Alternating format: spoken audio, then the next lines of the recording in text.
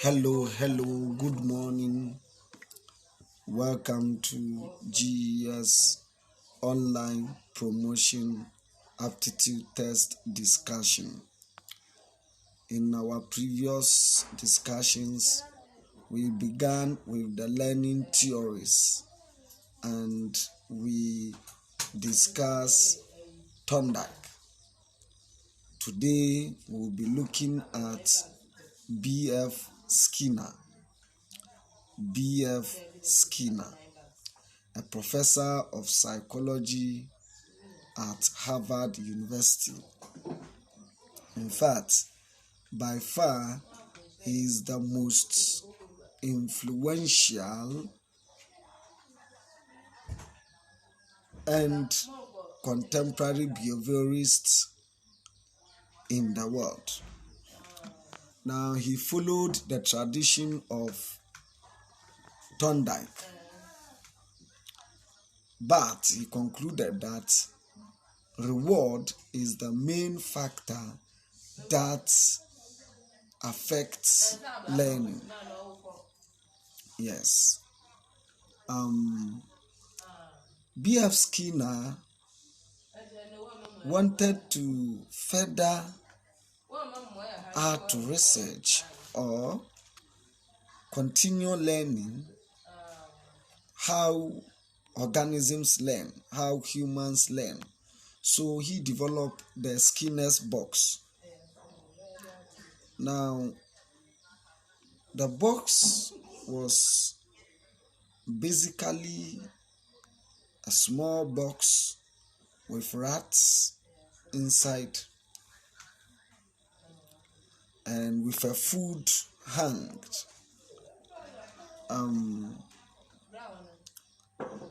The aim was to see how hunger serving as motivation will influence the rats to actually eat the food. So the rats was to press a lever for the food to drop, for it to take it. Now, Skinner noted after some time that the rat pressed the lever more frequently to obtain the food pellets, meaning that the rat had learned to operate on the environment to obtain the reward. Yes. So, according to Skinner, therefore, most human behaviors are emitted by the organism and not elicited by any stimuli. B.F. Skinner believes that most human behaviors are emitted by the organism and not elicited by any stimuli.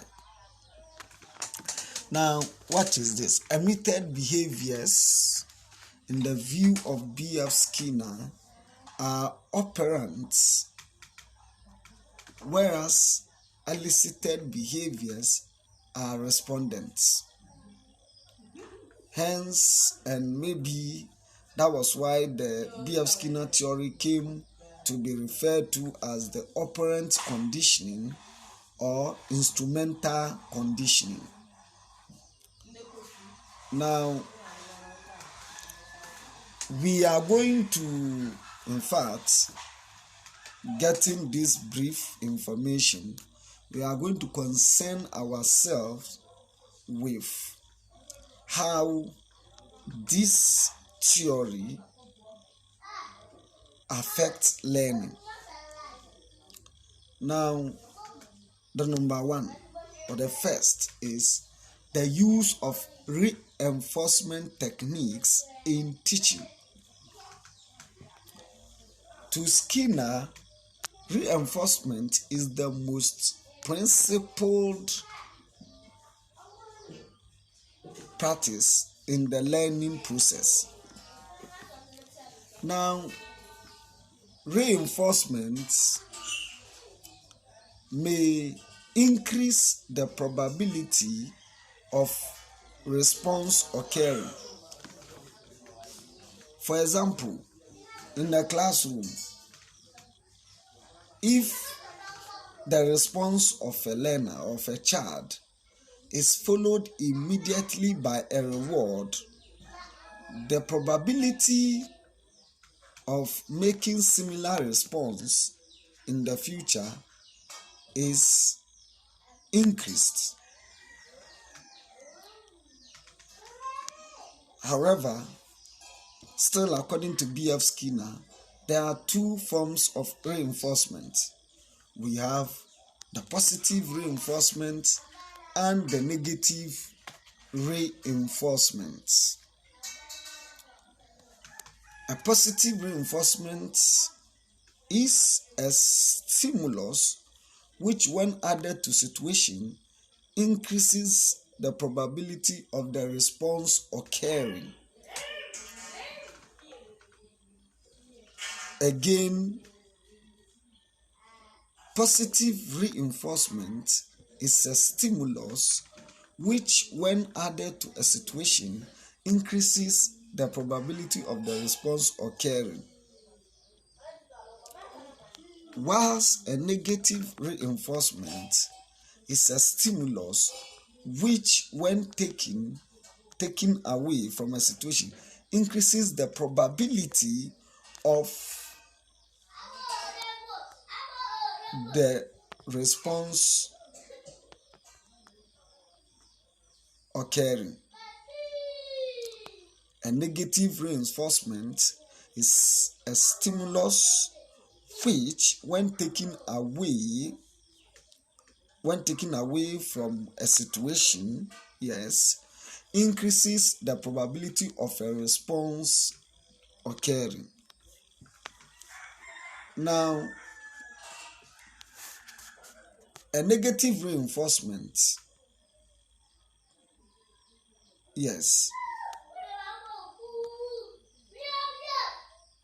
maybe simply punishment. Just punishing a child in your class.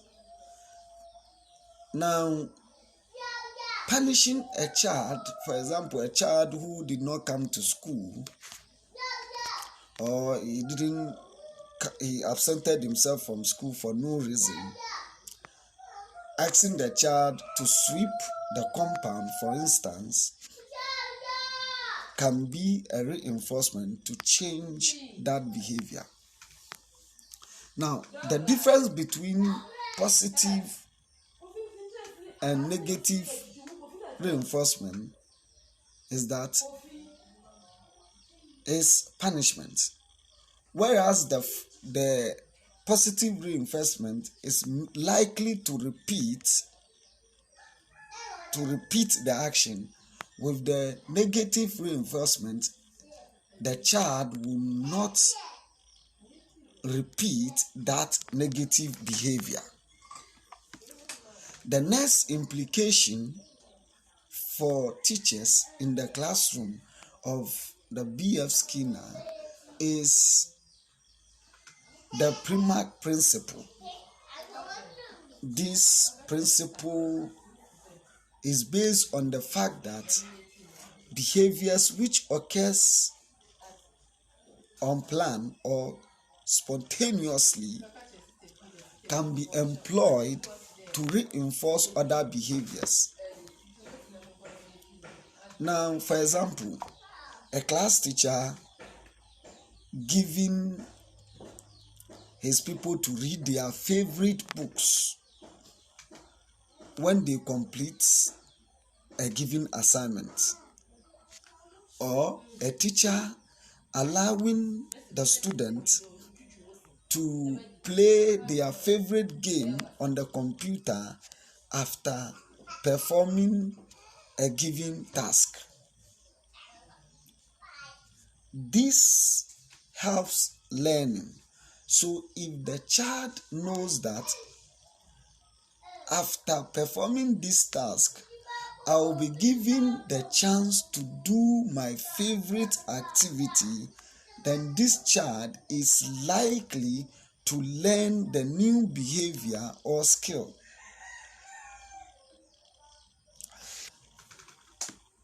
The next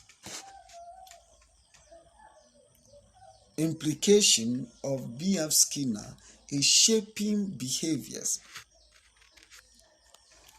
Now,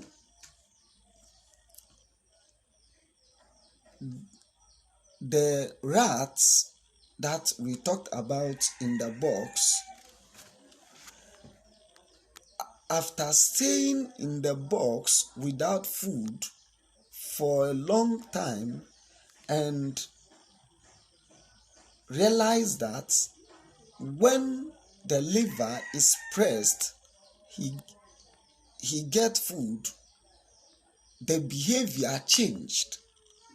So it changed its behavior so that it can always enjoy the food in the box. Similar to human beings or our children in the classroom, the more beneficial the behavior it is to them, the more they shape their life to follow that behavior or practice that behavior. Now, what does all this mean to you as a teacher? That is the implications of the Skinner's laws and ideas for teachers. 1. The use of positive reinforcements in the classroom. Teachers should use positive reinforcement during the teaching and learning process. 2. Programmed instructions. Teachers must plan and program their lesson. They should not teach just or accidental teaching. Every lesson should be programmed and you should move from one step to the other. Learners' performance should be measured. All these things should be programmed. Whatever I'm going to teach, how I'm going to teach it, the processes I'll pass through to achieve the stated objectives and goals. All these should be programmed. So the teacher must put in more effort aimed at helping learners to learn or practice the new behavior. Now, the next implication of the Skinner's theory is the use of behavior objectives in a lesson. So, whatever lesson you are planning, there must be a stated objective that should be achieved at the end of the lesson. These objectives should be smart. B.F. Skinner put the rat in the box with the objective of knowing or helping hunger to see whether it can serve as an avenue for the rat to learn a particular behavior. So there was a stated objective. The objective was smart. It was specific measurable, it was achievable, it was realistic and time bound. Whatever we want to teach our children should be stated in clear, unambiguous terms. So, for instance, if you write, learners would be able to read, is an objective, but it is not an achievable objective. It is not specific. It is not realistic. What can children read? Specifically, according to B.F. Skinner, our objective should be smart. So instead of saying that children can be or would be able to read, the children will be able to read one sentence or two words sentences. So you are specific. Let's continue. The next implication for the teacher, that is the implication of B.S. Skinner's theory to the teacher, is the use of punishment in instructional process.